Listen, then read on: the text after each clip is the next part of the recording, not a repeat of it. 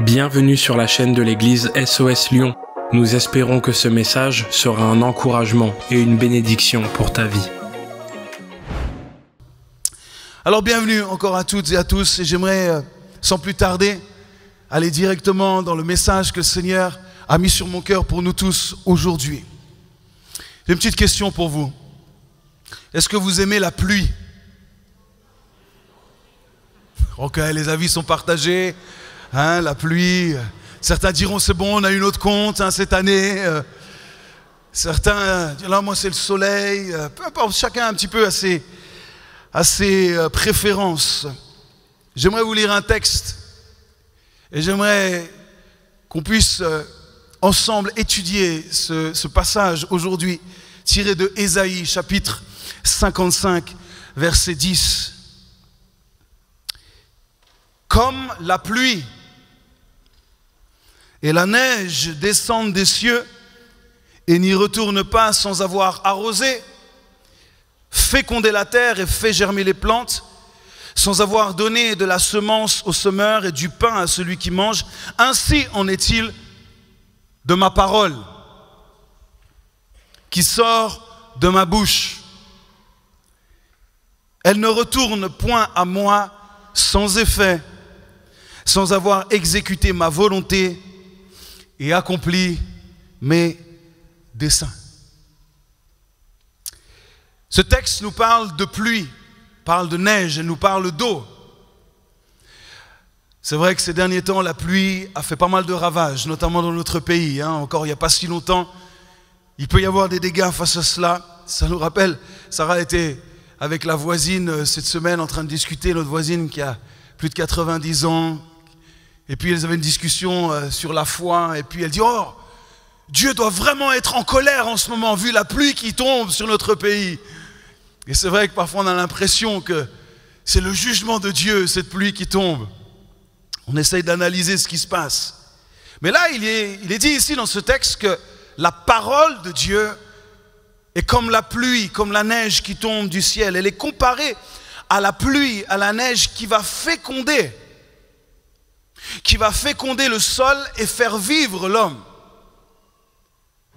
La puissance de ce qui descend du ciel, capable de faire féconder et donner la vie à ce qui se trouve ici-bas. Alors, cette parole qui vient du ciel n'est pas un jugement ou une catastrophe, mais plutôt une bonne nouvelle. Et aujourd'hui, c'est cette bonne nouvelle que je viens vous annoncer. Ce qui descend du ciel est bon pour l'homme, est indispensable à l'homme. Sa parole est comme un messager qui ne retourne pas à son maître sans avoir accompli toute sa mission. C'est ce qui est dit dans ce texte. Sa parole ne revient pas à lui sans avoir fait son travail. Sa parole est comme ce messager qui vient œuvrer en son nom et qui ne revient pas à lui sans avoir accompli sa tâche. Ça, c'est la parole de Dieu. Je réfléchissais, je méditais un petit peu sur ce texte et je me dis, waouh, l'homme a été quand même incroyablement intelligent. Quand je vois les inventions humaines, capables, à chaque fois que je suis dans un avion, je me dis, c'est quand même de la folie ce truc. Je suis là à 10 000 kilomètres dans les airs. 10 000 mètres, c'est mieux. 10 000 mètres dans les airs, et je me dis, mais en fait, je suis suspendu avec 300 personnes dans les airs, dans cet avion, et ça, un homme, ou plusieurs hommes ont réussi à fabriquer cela. C'est fabuleux, n'est-ce pas? Regardez là où on est, l'architecture de cette salle, c'est fabuleux. L'homme est capable de faire des choses extraordinaires, des choses fabuleuses dont on profite chaque jour, dont on bénéficie chaque jour. Mais j'aimerais vous dire une chose. Ce qui descend du ciel est inégalable. Ce qui descend directement du ciel est inégalable. L'homme, jusqu'à aujourd'hui, ne peut en aucun cas produire ou fabriquer de l'eau. Il peut, effectivement, parce que ces deux atomes-là, ces deux matières qui se mettent ensemble pour créer de l'eau, mais la réalité, c'est qu'on ne peut pas fabriquer de l'eau à grande quantité pour, par exemple, éradiquer les problèmes d'eau sur la planète. D'ailleurs, vous savez une chose, c'est qu'à l'heure où je nous parle aujourd'hui, il y a encore 30% de la population qui n'a pas l'eau potable. Donc des gens qui souffrent de ce manque d'eau potable dans le monde, ce qui représente à peu près 2 milliards de personnes, ce n'est pas rien. Donc si l'homme avait pu fabriquer, on l'aurait fait. Mais on ne peut pas fabriquer ce qui descend du ciel. On ne peut pas fabriquer ce que Dieu seul est capable de faire. Ce qui vient d'en haut est indispensable, irremplaçable et inimitable par l'homme. Et pourtant, cette soif est réelle aujourd'hui. Et juste même sur le plan humain, bien sûr, j'en ai parlé juste à l'instant. Et la sécheresse qui augmente de plus en plus.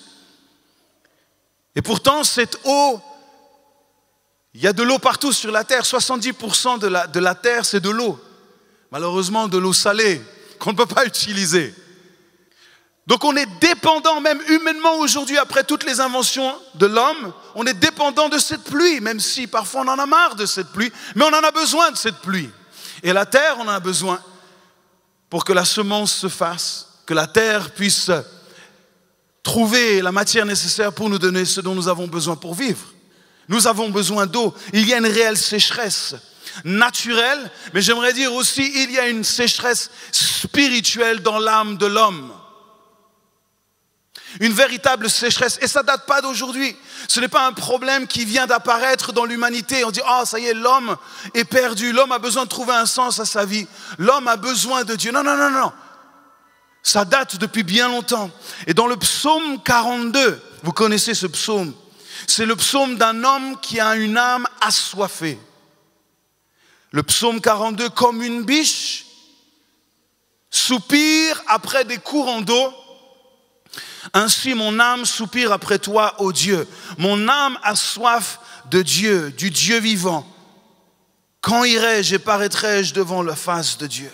Comme une biche, un animal a besoin de cette eau vitale. D'ailleurs, la plupart du temps, il va chercher cette eau quand il se sent même en danger. Il va chercher ce qui est vital pour lui. Comme une biche, cela a été écrit il y a des milliers d'années par David. Mon âme soupire après toi. Mon âme a soif du Dieu vivant.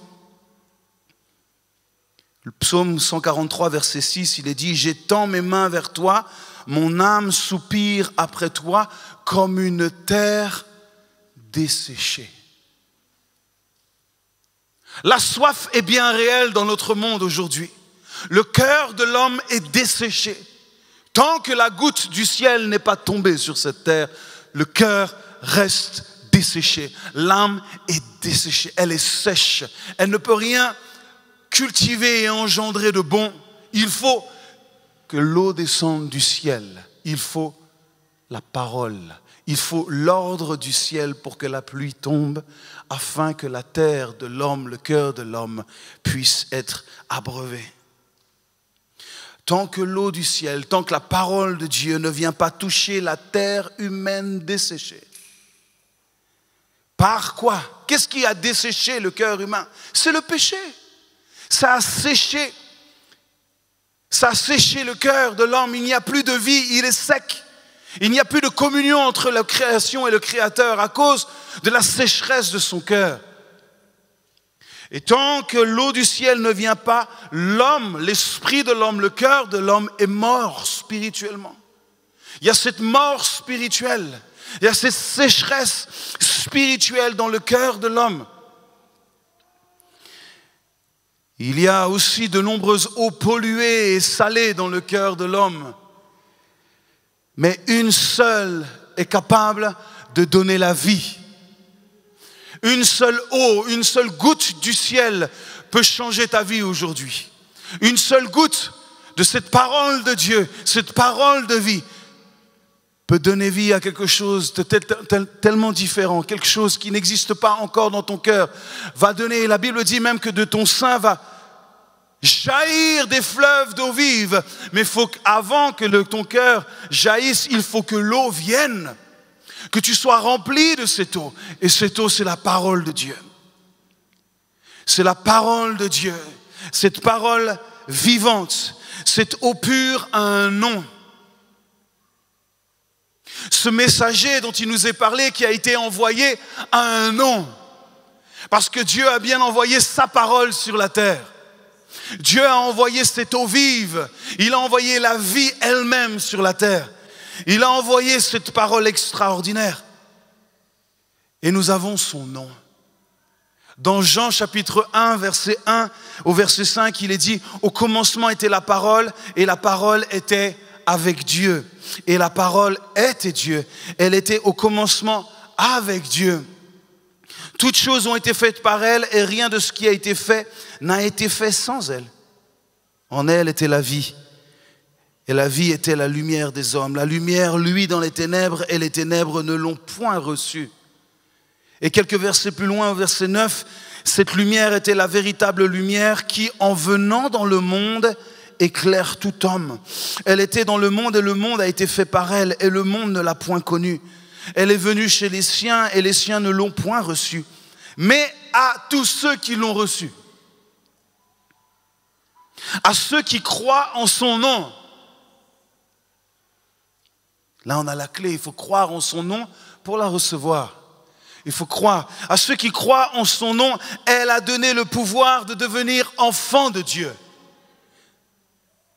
Lesquels sont nés non du sang, ni de la volonté de la chair, ni de la volonté de l'homme, mais de Dieu. C'est la volonté de Dieu que nous devenions ses enfants, que nous puissions rentrer à la maison et la parole a été faite chair, comme nous. Elle a été faite chair et elle a habité parmi nous pleine de grâce et de vérité. Et nous avons contemplé sa gloire, une gloire comme la gloire du Fils unique venu du Père. Son nom est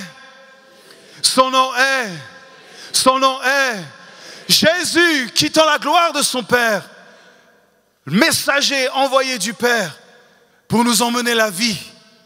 Et la vie abondante, la vie éternelle. Nous emmener cette eau dont nous avions besoin, qui va abreuver, qui va désaltérer notre terre desséchée. Christ lui-même est venu, ce messager. Il est venu annoncer le plus grand des messages. Pas simplement avec les mots, mais avec des gestes et une attitude jusqu'à mourir, jusqu'à donner sa vie pour ceux qu'il aimait.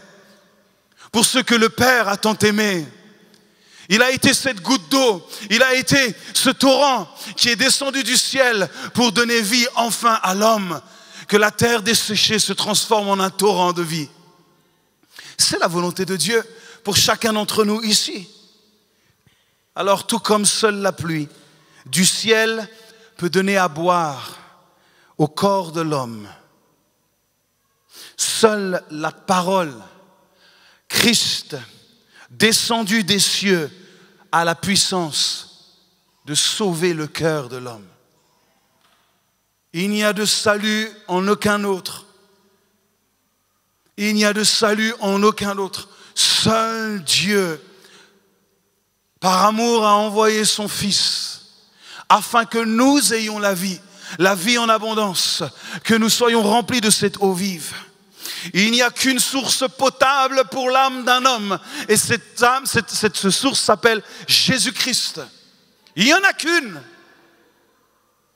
Il n'y en a pas d'autre. Pourquoi? Parce qu'il n'y en a qu'un qui a donné sa vie pour le monde. Il n'y en a qu'un. Dans aucune autre religion vous trouverez cela. Seul le christianisme, seul le Christ nous parle d'un Dieu qui a tant aimé et qui est mort pour ceux qu'il aimait. Vous ne trouverez ça nulle part ailleurs. C'est l'amour. L'amour du Père. C'était sa volonté que nous puissions être tous ensemble avec lui. Jésus, la parole faite chair. Alors j'aimerais vous illustrer quelque chose aujourd'hui. J'aimerais vous donner un petit exemple. Imaginons que vous veniez de courir un marathon. Je sais, ça n'arrive pas souvent. Mais imaginez que vous couriez une course et que vous arriviez à la fin de cette course où vous avez fait un effort, où il fait chaud d'ailleurs, vous avez transpiré, vous êtes là, et vous n'attendez qu'une chose, c'est d'arriver à la fin et de pouvoir boire quelque chose que vous aimez particulièrement. Et là, vous arrivez enfin à la fin de cette course, vous passez cette ligne, ou alors, si vous n'êtes pas sportif, je ne sais pas, vous faites, un déménagement par exemple, vous aidez un copain, mais vous avez vraiment soif à la fin, vous voulez boire. Vous n'attendez qu'une chose, c'est de boire. Ok, vous me suivez là. Et sur la table, Votre ami, il a mis des bouteilles comme celle-ci. Je ne vais pas citer les marques, vous les voyez. Et puis il y a une bouteille, vous ne savez pas vraiment ce que c'est dedans. Pas d'étiquette. Vous ne savez pas si quelqu'un a bu déjà dedans.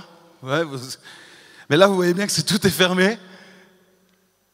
Quelle boisson allez-vous prendre? Quelle boisson allez-vous prendre? Vous allez tous prendre, comme moi j'aurais fait, une boisson que je connais. Quand vous avez vraiment soif, vous ne prenez pas le risque de prendre une boisson que vous ne connaissez pas. Vous allez prendre celle forcément, si vous voulez de l'eau, il y a du Perrier, ok? Parce que quelqu'un a voulu jouer le petit malin en disant de l'eau. Vous allez prendre la boisson que vous connaissez, c'est naturel. On va vers ce qu'on connaît. Parce qu'on connaît l'effet de ce que cela va nous procurer. On connaît le goût. On connaît l'intensité des bulles. On sait l'effet que ça va avoir sur nous. Mais nous ne prendrons que très rarement, voire jamais, le risque de prendre une bouteille et dire « Mais c'est quoi ça? Ça, je ne connais pas. Non, non, je ne prends pas de risque. Moi, j'ai vraiment soif aujourd'hui. Donc, je vais prendre ce que je connais. » Et c'est normal. Mais j'aimerais vous dire une chose. Il y a 25 ans, je me suis retrouvé au bord d'une table comme celle-ci. Et il y avait de nombreuses bouteilles que je connaissais comme ça. Et il y en a une dont j'avais entendu parler, dont on m'avait parlé, même de manière très proche autour de moi. Mais je ne l'avais jamais goûtée. Autour de moi, on me disait, il faut que tu boives cette bouteille. Oh, si tu bois cette bouteille-là, si tu bois de cette eau-là, ta vie va changer, Matt. Mais moi, je préférais prendre ce que je connaissais. Et puis, je me souviendrai toute ma vie, ce mardi soir, où je rentre dans l'église que mon papa conduisait en tant que pasteur. Et ce jour-là, de nouveau, on m'a proposé plusieurs bouteilles. On m'a expliqué qu'il y avait des bouteilles devant moi, mais il y en avait une qu'il fallait que je choisisse enfin. Et ce jour-là, je ne sais pas pourquoi ce jour-là, mais ce jour-là, je me suis dit, je vais goûter à cette eau. J'ai entendu parler. J'ai vu l'effet que cette eau avait dans la vie de certaines personnes autour de moi. Mais je n'avais jamais cru que cela était possible pour moi. Je ne pensais pas que cela pouvait avoir un tel effet sur moi. Alors j'ai pris cette eau. J'ai ouvert la bouteille. Et j'ai commencé à boire. Vous voyez, je m'en mets partout. J'ai commencé à boire. Et cette eau-là a commencé à descendre en moi. Elle a commencé à purifier mon être. Elle a commencé à laver de mes péchés tout ce qui était là depuis des années. Pourtant, j'étais autour de gens qui, eux, avaient déjà bu cette bouteille. Mais ce n'était pas pour autant que cela me donnait le droit de pouvoir boire dans leur bouteille. Et je voyais l'effet dans la vie de mes parents, dans la vie des gens qui côtoyaient mes parents. Je dis, waouh, c'est beau. Mais moi, je n'avais jamais osé prendre cette bouteille. Pourquoi? Parce que je préférais prendre les bouteilles que je connaissais. Mais j'ai commencé à boire. Et ça fait 25 ans que je bois. Ça fait 25 ans que cette bouteille, je la garde pour moi. Et je bois. Je bois de cette eau. Cette eau qui change mon cœur. Cette eau qui hydrate mon âme. Cette eau dont je suis totalement addict aujourd'hui. Cette eau qui est venue donner toute nouvelle vie à mon cœur. Cette eau qui m'a rafraîchi. Cette eau qui m'a guéri. Cette eau qui m'a restauré. Cette eau qui m'a transformé. Et qui continue encore à me transformer aujourd'hui. Le seul danger avec cette eau, c'est que vous devenez addict à cette eau-là. Vous devenez addict à sa présence. Vous devenez addict à sa parole. Vous ne pouvez plus, j'ai du mal aujourd'hui, vous ne pouvez plus vous détacher de cette parole à partir d'aujourd'hui. Pourquoi? Parce qu'elle a un effet immédiat.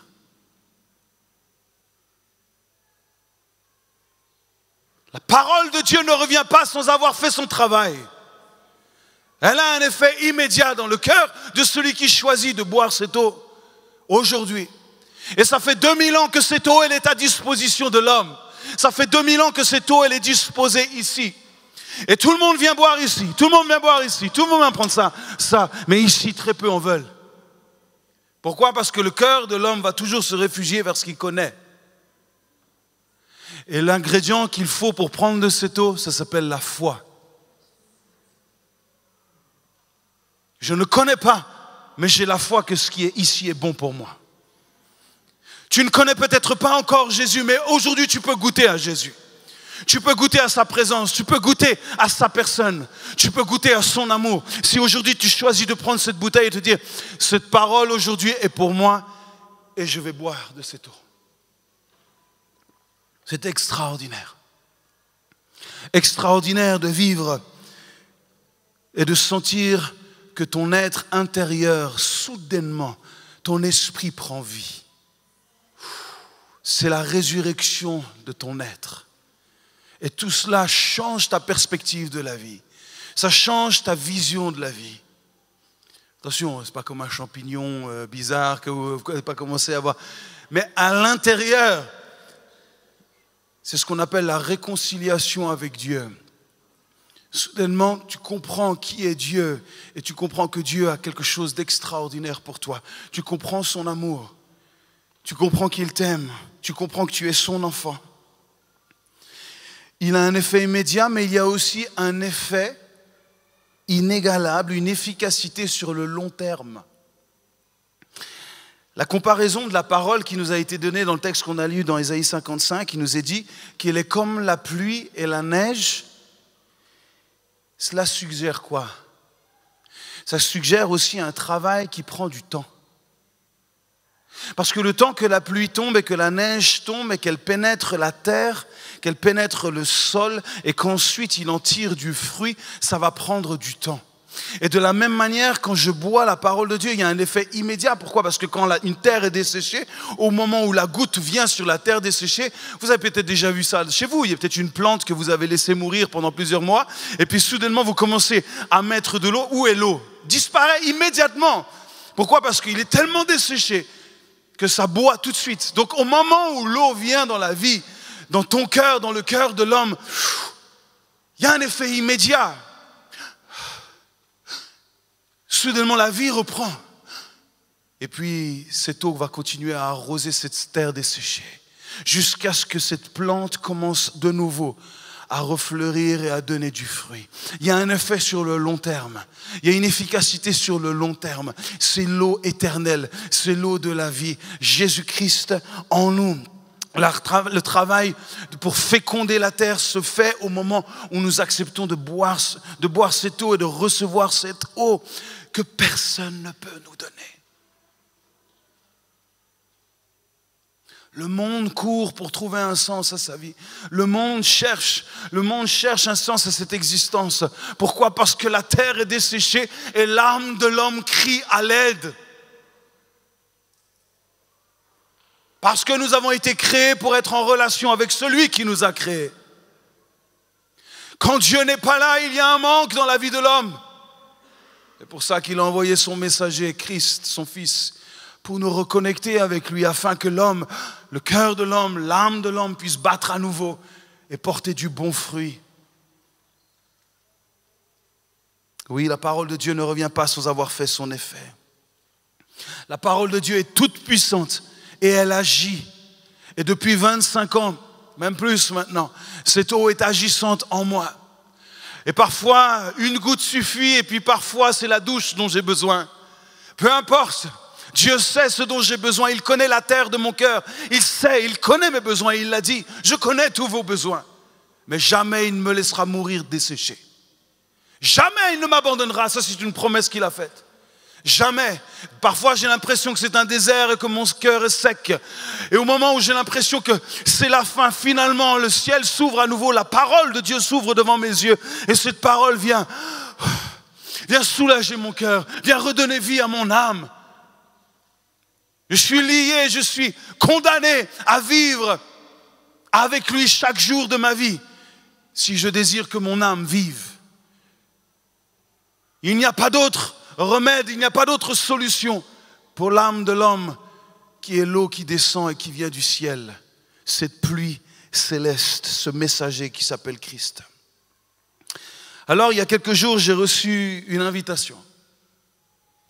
Et je me suis dit, je vais emmener cette invitation aujourd'hui. J'ai reçu une invitation et l'organisateur m'a dit de tous vous inviter aussi. C'est cool, non? Vous êtes tous invités. Vous voulez savoir à quoi? Vous voyez cette lettre comme ça. Invitation. Tout le monde est attendu. Quand j'ai pris cette enveloppe, je me suis dit, tiens, c'est rare, une invitation où tout le monde est attendu. Tout le monde est désiré. Alors j'étais comme un petit gamin, vous savez, qui reçoit une invitation pour un anniversaire. Vous voyez, je me suis dit, oh là là, qu'est-ce que c'est? Qu'est-ce que c'est? Et puis j'ai pris ce courrier. Et puis effectivement, sur le courrier, il y avait marqué, tout le monde est attendu. Tout le monde est attendu. Alors je me suis dit aujourd'hui, vu que tout le monde est attendu, je me suis dit aujourd'hui il y a du monde devant moi, ben, j'aimerais vous inviter aussi. Et l'organisateur écrit, oh là, vous tous qui avez soif, voici de l'eau, venez, même sans argent, venez, prenez de quoi manger, c'est gratuit. Du vin ou du lait, c'est pour rien, c'est gratuit. À quoi bon dépenser de l'argent pour un pain qui ne nourrit pas? À quoi bon vous donner du mal pour rester sur votre faim? Écoutez-moi bien, et vous aurez à manger quelque chose de bon. Vous vous régalerez de ce qu'il y a de meilleur. Accordez-moi votre attention et venez jusqu'à moi. Écoutez-moi et vous revivrez. Je pensais que vous alliez être excités par rapport à cette invitation, mais... Non, mais c'est trop tard maintenant, c'est trop tard. Bah, Seigneur, j'ai fait tout ce que je pouvais pour les inviter, mais... Il nous parle d'un buffet à volonté. Enfin, moi, perso, si on parle d'un buffet à volonté gratuit, boisson et nourriture, je vous assure que je suis là dans la seconde qui vient. Et je pense que je ne serai pas le seul dans la salle. Ah ah. Et Dieu dit, mais il y a un buffet à volonté. Il y a de l'eau, il y a à manger, il y a tout ce que tu veux sur cette table que j'ai préparée. Mais viens, seulement tu n'as qu'à venir. C'est gratuit. Vous voyez, ça c'est la différence entre la religion et Christ. La religion te demandera toujours de faire quelque chose. Christ dit, c'est gratuit. Viens. Viens prendre ce dont tu as besoin. Viens à moi. Viens, je te donnerai l'eau de la vie. Viens, c'est déjà prêt d'ailleurs. Tu n'as qu'à venir te servir. Et l'homme va chercher autre chose. Il préfère regarder ailleurs. Il dit non, ça c'est mieux, ça c'est mieux, ça c'est mieux. Mais aujourd'hui, j'aimerais te dire, il y a cette invitation qui est là. Que vas-tu faire? Que vas-tu faire aujourd'hui? Alors, où est-ce que ça se trouve, ce banquet-là? Ce banquet gratuit où on peut venir manger et boire? Tournez-vous vers le Seigneur maintenant, qui se laisse trouver. Faites appel à lui maintenant qu'il est près de vous. Que l'homme sans foi ni loi renonce à ses pratiques. Que l'individu malveillant renonce à ses méchantes pensées. Qu'ils reviennent tous au Seigneur, car il aura pitié d'eux. Qu'ils reviennent à notre Dieu, car il accorde un large pardon. Et dans une autre traduction, il dira que Dieu ne se lasse pas de pardonner. Dieu ne se lasse pas de pardonner. Tu as ta place aujourd'hui autour de la table du Seigneur afin que tu puisses commencer à boire cette eau de la vie. Et que cette eau puisse te purifier, te changer, te transformer, qu'elle puisse rassasier ton âme, désaltérer ton âme et que ta vie puisse prendre un véritable sens, son sens original, c'est-à-dire d'être en communion premièrement avec Dieu et ensuite trouver un sens de pourquoi tu es sur cette terre. Seul Dieu est capable de le faire pour toi. Il a envoyé son messager et c'est Jésus. Et aujourd'hui, l'invitation est pour tous.